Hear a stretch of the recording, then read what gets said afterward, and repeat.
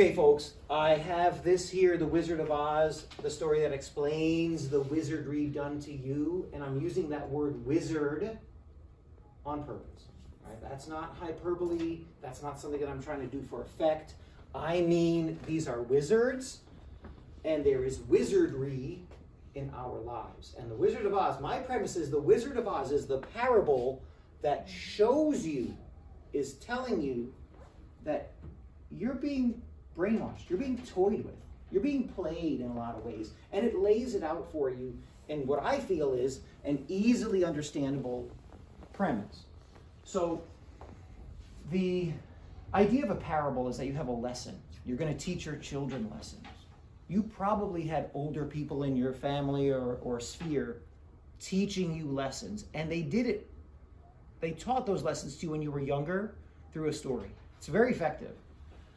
So what happens was The Wizard of Oz was written a long time ago, and you have a famous story written by Frank Baum, and it was turned into a movie in the mid-1900s. And so one of the things that I want to talk about early is what did Hollywood change? Because the book was written and it tells a lot of truth. And then Hollywood saw that and they changed it just to throw you off the scent. Here's what I'm talking about. In the book, Dorothy's slippers are silver. And that should be like a question, like why would they change something that seems so minor? Why change silver slippers to ruby slippers? What's the point? You'll see that in a second. The book is pretty violent. The Tin Man chops off his own limbs and puts metal limbs to replace the ones that are missing. Cuts them off. It's kind of rough, actually.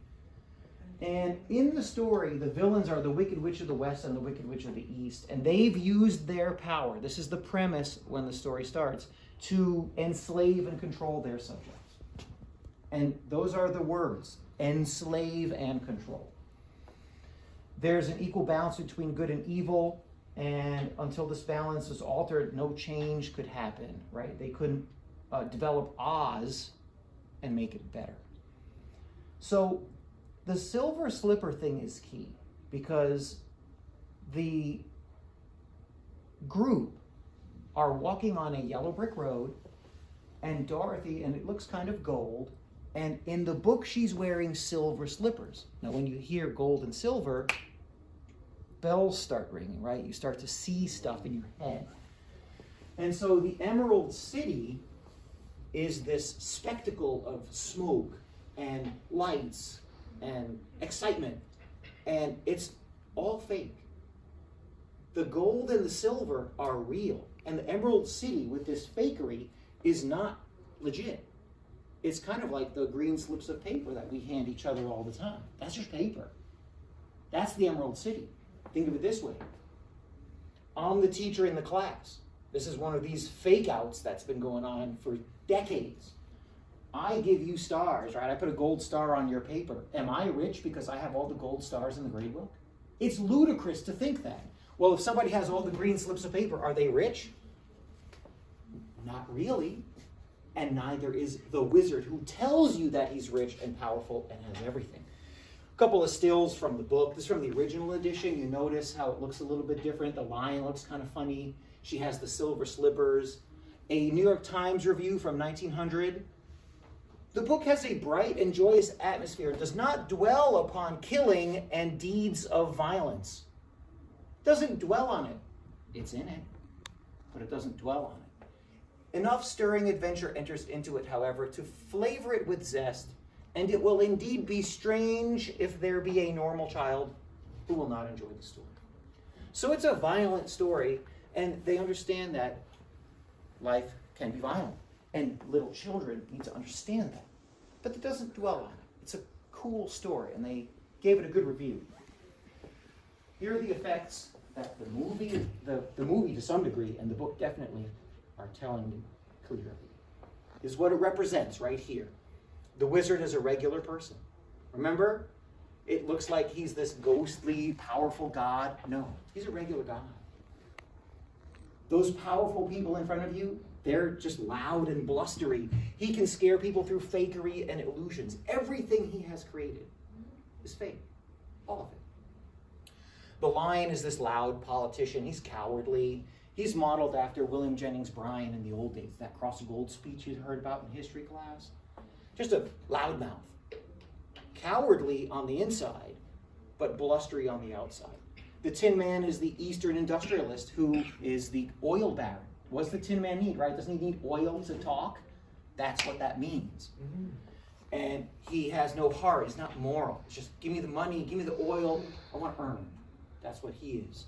The Scarecrow is a farmer. Now, Scarecrow's an interesting character because he thinks he's stupid. He's a person of the earth, but he's not. If you'll notice, the Scarecrow has the morality. He avoids the poppy fields. He tells Dorothy, who's a regular person, avoid the poppy, avoid the drugs, stay away from that.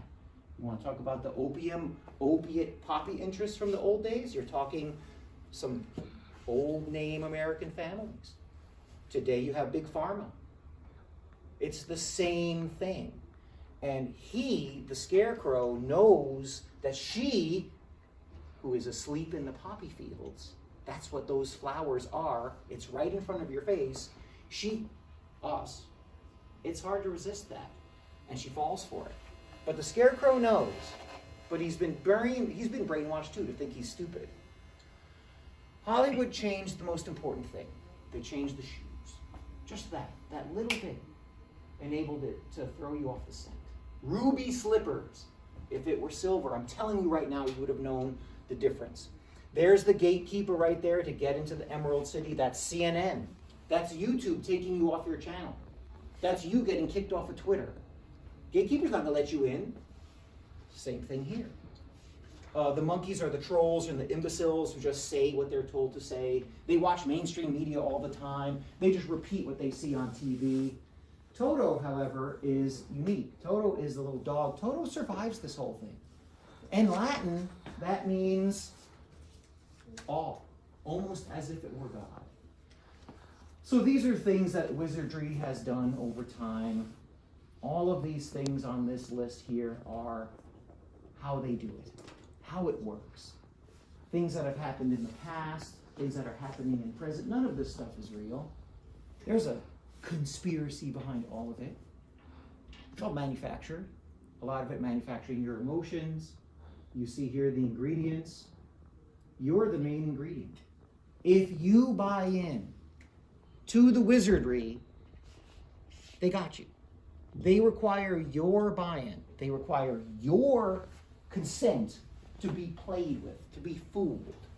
Government, control of the mind. Hollywood, the wood of the holly has special powers. Look it up. That's why it's called Hollywood, to play with your head.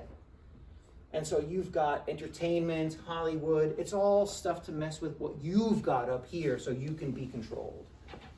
Right? So this is the anti-wizardry recipe to avoid them and what they do. Remember the little dog? Sometimes you got to look down to see some things that are amazing.